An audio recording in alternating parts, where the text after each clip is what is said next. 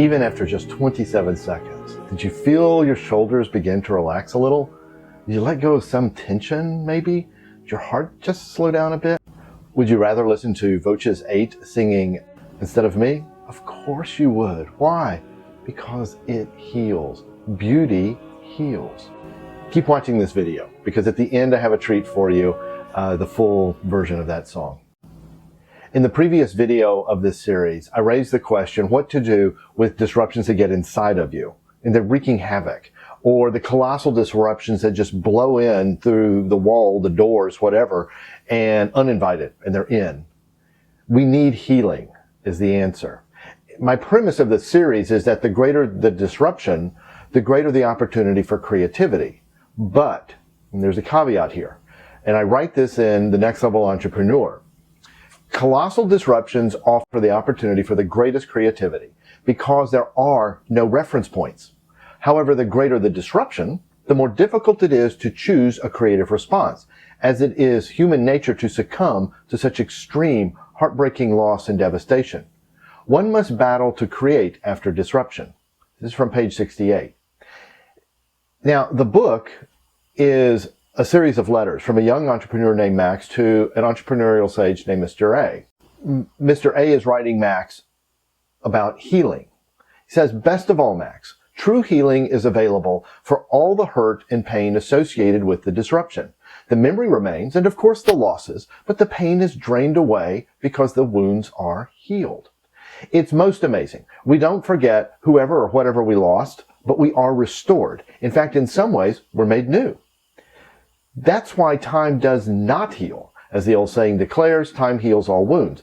In and of itself, time can prolong the pain of disruptions, which can settle into a long-lasting bitterness, or worse, sometimes with physical consequences.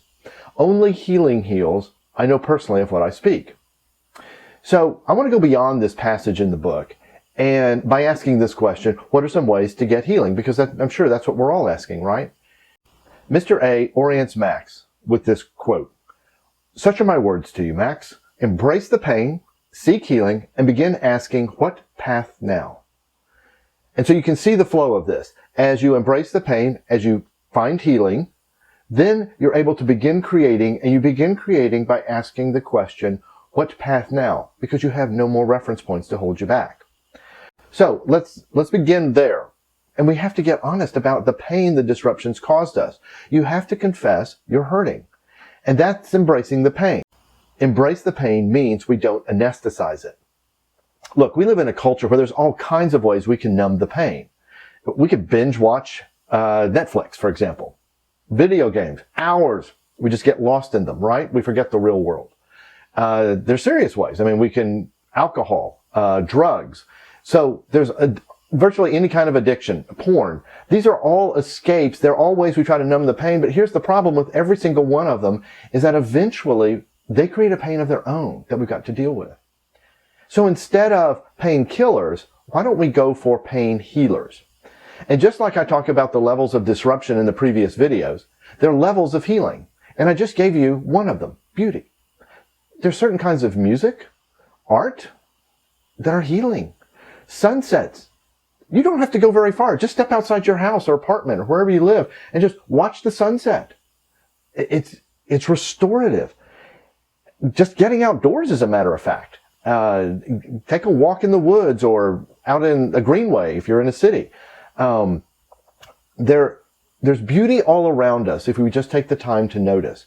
And this actually, I think like the music you just heard and can hear at the end of this video, I think that kind of music and that kind of art or that kind of outdoors is actually prep for deeper healing. So let's go into some of those options. Counsel.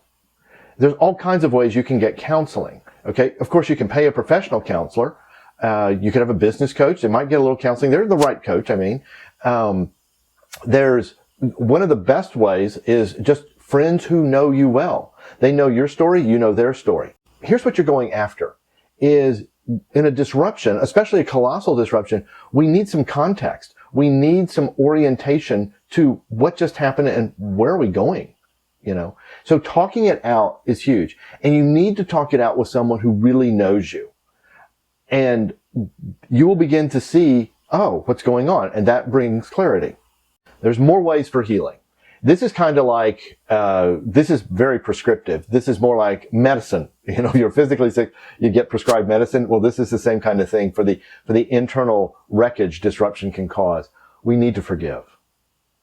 And who do we forgive, or what do we forgive? Well, we might be forgiving the tornado.